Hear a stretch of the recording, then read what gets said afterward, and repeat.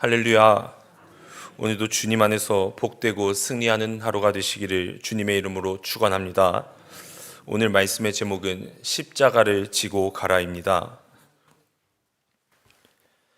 사도행전 5장은 초대교회의 정결함과 그리고 사도들의 능력, 박해 속에서도 받은 성령님을 의지하여 최후의 승리만을 바라보며 복음을 전하는 변화된 사도들의 모습을 보여주고 있는 말씀입니다. 오늘 본문은 네 부분으로 나눌 수 있습니다. 1절부터 11절, 아나니아와 삽비라의 거짓과 심판입니다. 12절부터 16절, 사도들의 기적과 복음 전파입니다. 17절부터 27절, 사도들의 투옥과 하나님의 구출입니다. 27절부터 42절, 공회 앞에 선 사도들입니다. 오늘 우리에게 사도행전 5장을 통해 주시는 이 말씀을 통하여 함께 영적인 교훈을 삼고 기도의 제목을 삼고자 합니다. 첫 번째로, 하나님께 잘 보이는 삶을 살아야만 합니다. 오늘 본문은 초대교회의 충격적인 사건을 기록하고 있습니다. 교회 안에 있었던 성도의 급사 사건이었습니다. 갑자기 두 명의 성도가 죽은 사건입니다. 오늘 본문에서 바나바가 헌금을 하니까 그것이 교회 안에서 크게 주목을 받게 되었습니다. 그러니 아나니아와 삽비라 부부도 자극을 받아서 나도 헌금을 하자라는 그러한 마음이 생겼던 것 같습니다. 그래서 아나니아와 삽비라 부부도 자신들의 소유를 팔았습니다. 그들이 얼마를 들였는지 우리는 자세히 알 수 없지만 추측하건대 적은 금액은 아니었을 것입니다. 그런데 베드로는 헌금을 드린 아나니아에게 오늘 본문에서 말합니다. 3절부터 4절입니다. 베드로가 이르되 아나니아야, 어찌하여 사탄이 내 마음에 가득하여 내가 성령을 속이고 땅값 얼마를 감추었느냐? 땅이 그대로 있을 때에는 내 땅이 아니며 판 후에도 내 마음대로 할 수가 없더냐? 어찌하여 이 일을 내 마음에 두었느냐? 사람에게 거짓말한 것이 아니요 하나님께로다. 그리고 아나니아가 그 자리에서 즉사합니다. 그리고 한 3시간쯤 후에 삽비라가 남편의 죽음을 알지 못하고 교회의 모임에 들어왔습니다. 그리고 베드로는 즉시 징계에 들어가지 않고 삽비라에게 이렇게 말합니다. 그 땅 판값이 이것뿐이냐? 내게 말하라. 삽비라는 베드로에게 예, 이것뿐입니다 대답합니다. 베드로는 회개의 기회를 거절한 삽비라도 베드로의 발 앞에 넘어져 죽습니다. 여러분, 만약에 오늘날에도 이런 일로 하나님께서 심판하시고 죽음이 생긴다면 사실 우리들도 위험할 수 있습니다. 그래도 저들은 헌금을 안 한 것이 아니고 큰 금액을 하기는 했습니다. 우리의 솔직한 마음 안에는 그래도 하나님 앞에 헌금을 안 하는 것보다 하는 게 더 낫지 않을까라는 생각도 들 것입니다. 그렇다면 하나님께서는 왜 이런 일이 일어나게 하셨을까? 여러분, 사실 결과적으로 보면 11절 말씀에 온 교회와 이 일을 듣는 사람들이 다 크게 두려워하니라. 아나니아와 삽비라의 일이 그들의 개인적으로 볼 때에는 큰 문제가 되었지만 사실 교회적으로 볼 때는 하나님의 능력을 볼 수 있는 사건이었다라고 생각합니다. 이 일 때문에 교회가 순결해졌고 교회가 하나님 앞에서 정결하게 살아가야 된다는 것을 깨닫는 계기가 되었습니다. 하나님의 마음은 아팠지만 교회의 거룩함과 그 순결을 위해서 아나니아와 삽비라 부부를 골라서 사용하셨습니다. 즉, 이 성경의 모든 말씀들은 오늘날을 살아가는 우리들에게 그냥 들려주시는 내용이 아니라 저게 현재 나의 모습일 수도 있다, 오늘날 우리들에게 경고를 해주시는 말씀일 수도 있습니다. 우리는 이러한 영적인 교훈을 나에게 주시는 말씀으로 받아들여야만 할 줄로 믿습니다. 또한 이 일들을 통하여 우리가 내 자신을 돌아보며 지켜나가야 하는 것은 하나님의 시각으로 세상을 바라보는 눈이 필요하다라는 말씀입니다. 사람의 시각만으로는 아나니아와 삽비라를 보게 될 때에 앞서 말씀드렸듯이 그것이 무슨 죄인가, 그들이 굉장히 헌신적인 사람들이다라고 판단할 수 있습니다.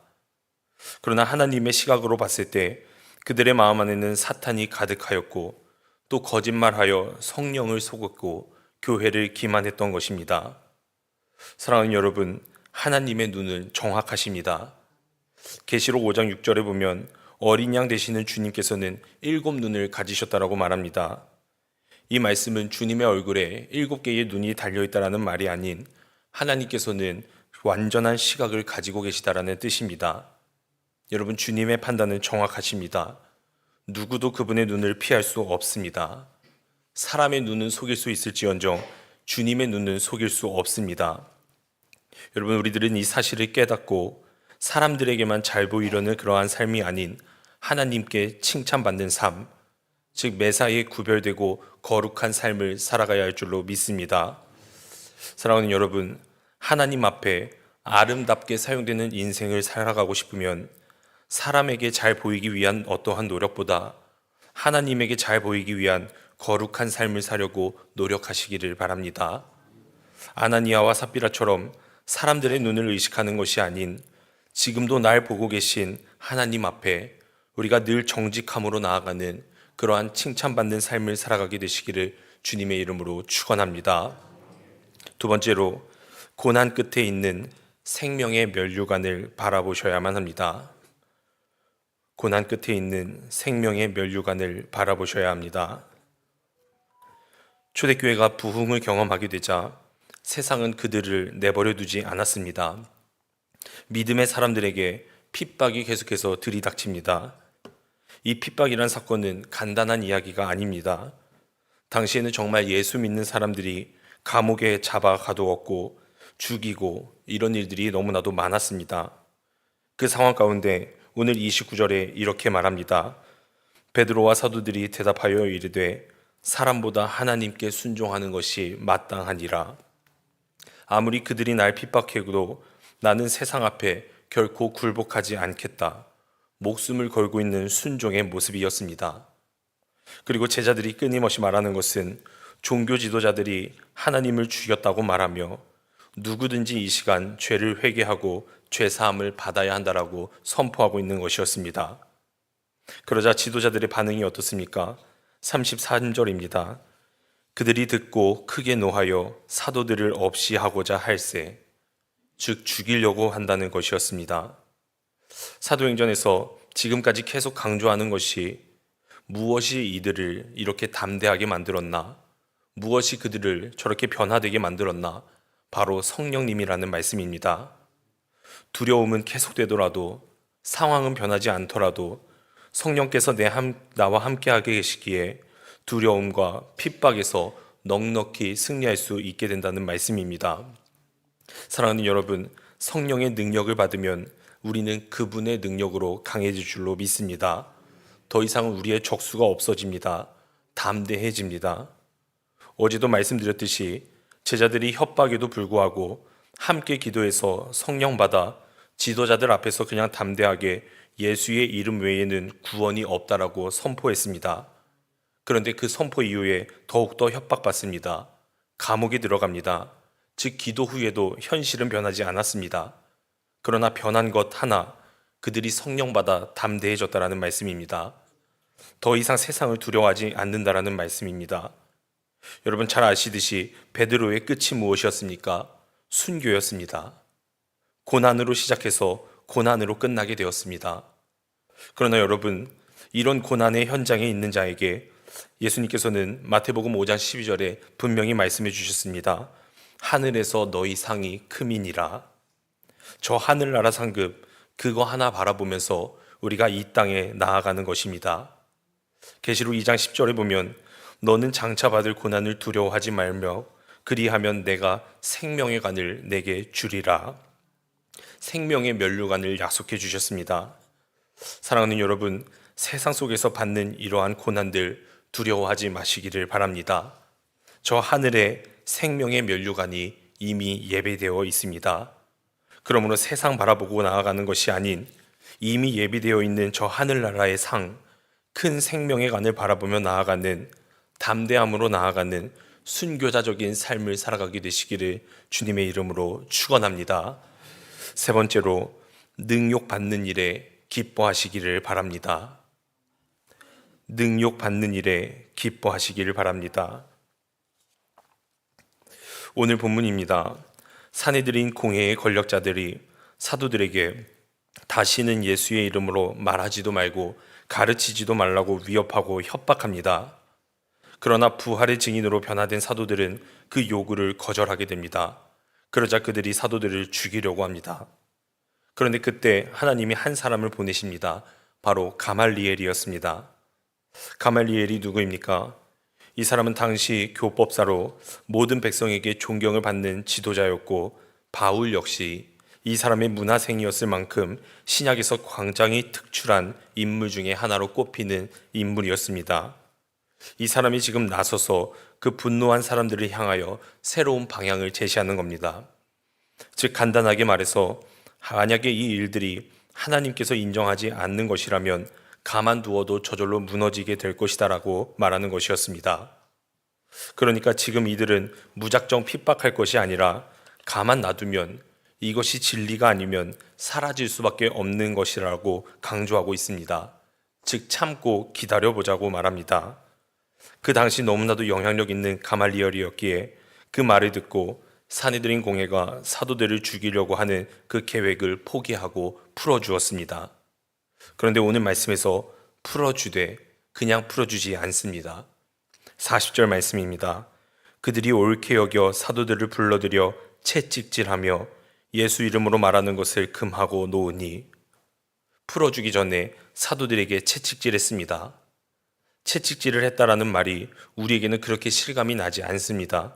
이것은 단순히 그냥 따가운 곤장 몇 대 때리는 의미가 아닙니다. 당시의 채찍은 끝에 동물의 뼈 조각이나 쇠 조각이 달려 있어서 채찍으로 때리거나 뼈 조각이, 쇠 조각이 살에 박히게 되었습니다. 그리고 그 채찍을 잡아당기게 될 때에 살이 찢겨나가고 심한 경우 뼈까지 드러났다고 말합니다. 그런데 거기에 그치지 않았습니다. 채찍질을 한 후에 다시는 예수의 이름으로 말하는 것을 그들이 금했습니다. 어쩌면 그 후에 사도들은 예수 그리스도의 부활을 증언하고 복음을 전하고 다닐 때마다 채찍에 맞았던 그 순간, 그 고난의 순간이 기억도 났을 것입니다.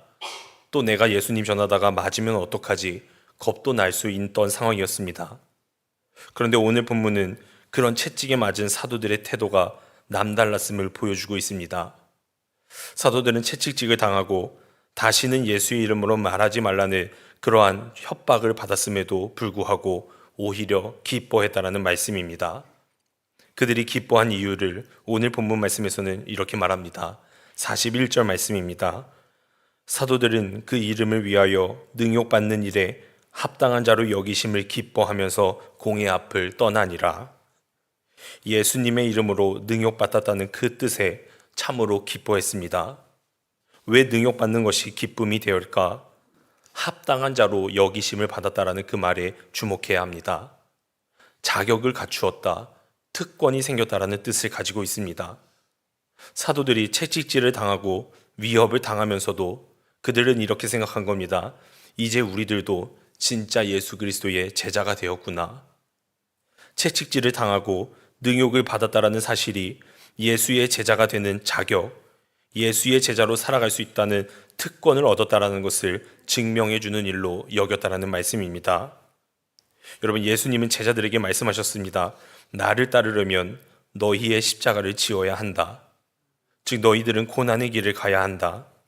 제자들이 그 당시에 그 말을 들었을 때는 무슨 뜻인지 자세히는 몰랐지만 성령 충만 받고 복음의 증인으로 살아가면서 그 말씀의 참된 의미가 무엇인지를 이제야 깨닫게 되었습니다. 예수 그리스도의 참된 제자가 된다는 것이 바로 이것이구나. 아마 이렇게 생각했을 것입니다. 사랑하는 여러분, 우리 주님도 채찍에 맞으시고 또 조롱당하시고 결국 십자가에 못 박혀서 죽으십니다. 그리고 그 일로 말미암아 하나님의 뜻을 완전하게 이루어내셨습니다. 그리고 오늘 그 제자들도 채찍 맞고 몸에 찢기며 그 순간 주님을 생각했을 것입니다. 그리고 전에는 내가 도망갔지만, 전에는 내가 비겁했고 겁쟁이였지만 이제는 성령 받아 나도 주님의 참된 제자가 되었다는 것에 참으로 기뻐했을 것입니다. 사랑하는 여러분, 제자됨의 자격은 고난 속에 있는 줄로 믿습니다. 예수의 이름으로 고난을 당하고 예수의 이름으로 채찍질을 당하게 될 때에 비로소 우리에게 제자됨의 자격이 주어지게 됩니다. 그것이 바로 십자가의 은혜입니다. 여러분, 오늘날 우리들은 어떠한 모습으로 살아가고 계십니까? 우리도 그리스도인으로서 주님의 제자로서 고난을 기쁨으로 받으며 살고 계십니까? 간절히 바라기는 오늘 사도들처럼 우리도 주님의 이름을 위해 당하는 능욕과 수치들을, 그러한 것들을 나쁘게 생각하는 것이 아닌 도리어 기쁨으로 받아들이며 하나님 앞에 정말 합당한 자로 인정받으며 저 하늘나라 상급 바라보며 살아가는 우리 광림의 모든 권속들이 되시기를 주님의 이름으로 축원합니다. 기도하시겠습니다. 사랑과 은혜가 많으신 하나님, 이 삶에서 주어지는 고난 가운데에 주님 주시는 성령님 의지하여 그 고난을 기쁨으로 여기고 특권으로 여기며 승리하는 삶을 살아가게 하여 주시옵소서. 그러므로 저 하늘나라에 예비하신 생명의 면류관을 바라보며 기쁨으로 이 땅에서 주님 나라 선포하며 살아갈 수 있는 담대한 마음 또한 허락하여 주시옵소서. 예수의 이름으로 고난당하게 될 때에 우리에게 제자됨의 자격이 주어지는 줄로 믿습니다. 아버지, 우리들도 주님의 참된 제자됨의 자격을 얻고 나아갈 수 있도록 주님 축복하여 주시옵소서. 이 시간 하나님 앞에 귀한 예물을 올려드립니다. 주님, 그 크신 은혜에 감사를 드리며 드리는 이 귀한 예물 기뻐 받아 주시옵고, 이 예물들이 온전히 하나님의 나라를 세워가는 데에 귀하게 쓰일 수 있도록 역사하여 주시옵소서. 예수님의 이름으로 기도드렸사옵나이다. 아멘.